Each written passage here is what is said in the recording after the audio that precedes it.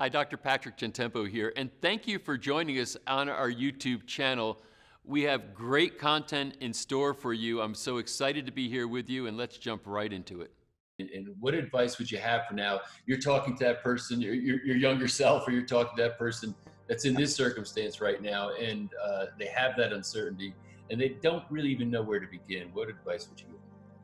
Yeah, so there's a couple big decisions to make. There's a couple of sort of things. There's a million ways to make $1,000,000, right? There's probably 100 million ways to make $100,000. So there's no there's it's not like there's short of options. What holds most people back, I think, is the paradox of choice. It's just like, do I do this? Do I do that? Do I do this? Do I that? And you have so many voices, so much noise, so much chatter that's happening. And the reality is you've got to pick a path and move forward. And so there's a couple things that I've learned along the way to help kind of narrow down your focus on what it is that you're actually going to do. And then from there, have some real practical, immediate next steps you can take to start moving things in the right direction. So the first thing that you've got to decide is what market are you going to serve? Who are you going to serve? And what I mean by that is you get to decide what type of person, what market of people are you going to help. Now, what is a market exactly? A market is a group of people that all share the same conflict. Now, conflict can be a good thing, it could be a bad thing. But what that means is it's a group of people that aren't necessarily of the same age or gender or skin color or station in life, but it's that a group of people that share the same conflict. They want to learn how to paint. They want to homeschool their kids. They want to eliminate back pain. They want to, whatever it is. There's a million conflicts that we could come up with. So we've got to kind of drill down on who we're going to serve, who we want to focus on. And what I've learned over the years, as someone, I've built businesses in 23 different markets in the last decade plus, so 23 different markets. And what I've learned is that there's certain criteria that you want to be looking for in the market that you're looking to serve. So it's sort of like a quick little checklist. And there's 5 things that I recommend that you want to look for. So thing number 1, you want to make sure that the market you're thinking about going into, the group of people that you want to serve, is evergreen. In other words, it's not something that's going to be here today and then gone tomorrow. Like, you don't want to go into the Tickle Me Elmo business or the fidget spinner business, right? It's like a thing that was here for 5 minutes and then it disappears overnight. Second thing is you want to go into pursuing a market that is what we call an enthusiast market. And what that means is it's a market of people that are repeat buyers in that same market. So dog owners is a perfect example, right? Dog owners is a group of people that when you have a dog, you buy more stuff for your dog over time. You don't just buy something once and then you're done with it. You become a consumer in that market for years. So enthusiast market. Third thing, and this is really important, you want to be in a market where you're identifying an urgent problem that people need help with right now. So this is that bleeding neck problem. This is the thing that people in this world need help with, not 3 months ago, 6 months ago, 12 months ago, before this whole thing hit. But right now, like, what is it that people need help with right now, today? And that is the real opportunity in front of us. So that's thing number 3. Now, you also need sort of the fourth thing is not just an urgent problem you can help people with right now, but you want to be in a market where there are future problems, meaning that you've helped someone solve this first thing that they need help with right now, and they're going to want to continue to spend more money with you over time. And then the 5th and final thing that you want to look for, and this is tough at this time, but it's critical and it's important. And for those who've been affected by this, it may be hard to believe that there's a group of people that still exists in this boat. And that is, you want to focus on serving what we call players with money, people that have the ability to pay for your products and services. So evergreen market, enthusiast market, urgent problem, future problems, and players with money. And I'll give you a few examples of this. So I have a client.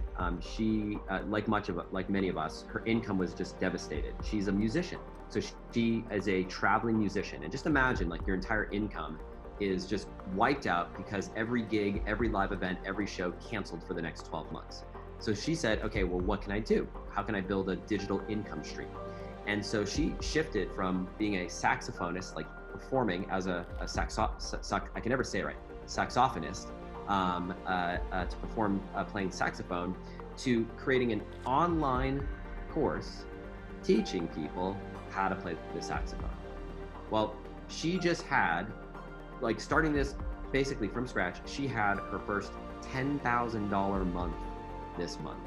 teaching people how to play the saxophone. So how does this check off the boxes? Evergreen, saxophone's been around for a while, right? Enthusiast, people remain consumers in this market for years.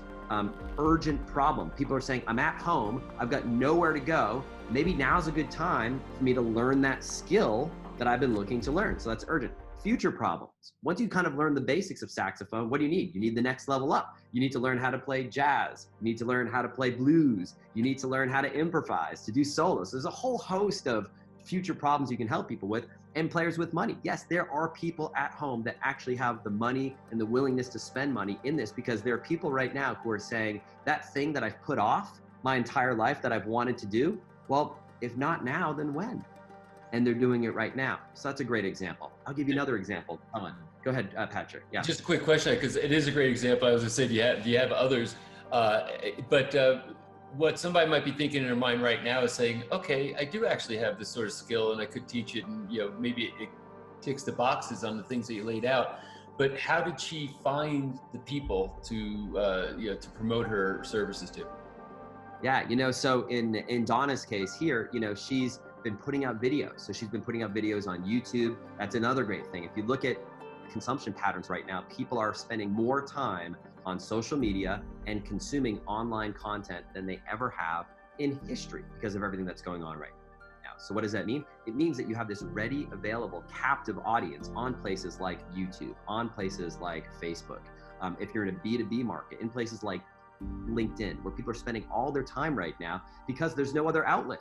They aren't able to travel to events or conferences or conventions. They're not spending 90 minutes to 2 hours to 3 hours a day commuting on their way to work. They've got all this additional time where they're at home, and where are people spending that time? The data is showing us over and over again, they're spending it in these online places. So you've got this ready, available audience that you can find people. Now, so where do you find these groups of people? Well, I'll give you a couple sources.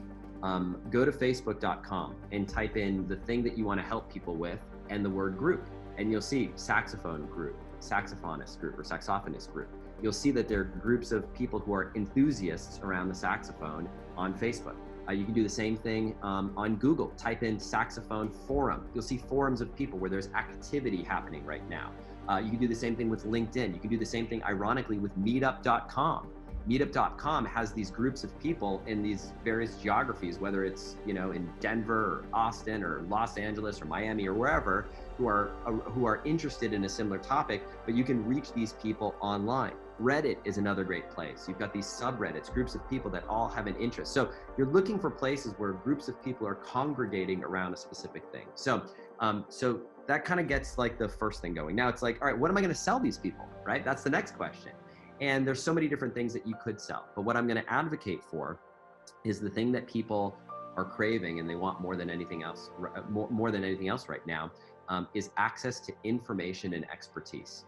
So people are paying. The e-learning industry was already on this massive, fast-growing trajectory where people are spending more money to learn stuff online, whether it's building a professional skill for their career, learning how to start a business, self-improvement, whether it's learning a new hobby like saxophone or watercolor painting or guitar or whatever, self-improvement in terms of improving their productivity and relieving their stress and taking their own health in their own hands. The e-learning, the self-learning industry is exploding, and COVID-19 just accelerated that curve even further. So this is a trend, a massive trend that you're tapping into. And you can ask yourself, have you ever gone online to look up the answer to something, to try to figure something out or to learn something? And the answer for virtually all of us is, of course, yes, we have.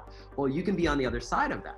Now, it's not to say that you necessarily need to be the expert yourself. You could be the expert yourself, but I've built businesses in industries and in markets that I had no expertise in at all. So a perfect example of that is the orchid care market. We have a business that pays for our mortgage, that makes 6 figures a year. I started this business over a decade ago, teaching people how to care for their orchids. How did we get into this business? Well, I bought a bunch of orchids for my wife. They all died. And I thought, gosh, we can't be the only people that have these problems. So I started kind of doing a little bit of research, finding out that there are other people having these problems, and started bringing in experts to teach on this topic. We wrote a book that we brought experts in to help us write the book. And so there's so many things that you can do here. But the bottom line is this idea of information, education, and expertise is exploding. And I love this for so many reasons. Number one, the overhead is next to nothing. You want to talk about a business that you can get going with literally just your laptop and an internet connection and no overhead? This is the business for you. The margins are great. When you're selling a digital course or coaching people online or some sort of ebook, the margins are basically 100%. You have no cost of goods sold, unlike if you're selling a physical widget where you've got to buy inventory and you have low margins. So the margins are absolutely great. It's fast to get going.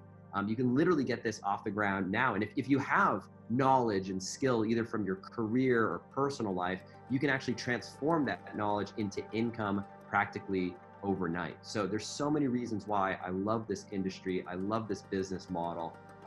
And for me, when I lost my job and I didn't have a whole lot of money, and I was trying to figure out, what am I going to do? Am I going to, do drop shipping? Am I going to open up a pizza joint? Like, what am I going to do? I'm so glad that this was the model that I chose. And right now, today, the last thing that I'll say about this model that makes it so ideal is that it's a model where you can generate customers through the internet and deliver your products and services through the internet, meaning that you're not reliant on foot traffic to a storefront. Your business is not going to be hit and devastated like the restaurant industry, the hospitality industry that just can't open up, at least to the degree that they want to. You're not going to be hit by a specific geography. So if a local economy has issues, you're able to sell to customers all around the world. And you can do it from anywhere in the world. And when my wife and I started our business, we started it and we've been able to live all over the world. We've been able to travel. And the fortunate thing with everything that's hit is where I know a lot of people have had challenges and struggles. We've had to make some short-term pivots and moves in our business, but our income has not declined at all since this is all hit. And it's because of all the factors that I've shared with you. It's not just what we've done. It's because this is the model that I advocate for anybody who's in the position that I was. Thanks so much for being here and watching that video. And can I ask you to please subscribe to our channel so you can find out when we're posting new content. You'll be alerted right away when we do. To share this with people you think might benefit from the information. And certainly it helps us if you like the video. So if you like what you just saw, go ahead and hit that like button. And again, thank you so much for being here with me right now.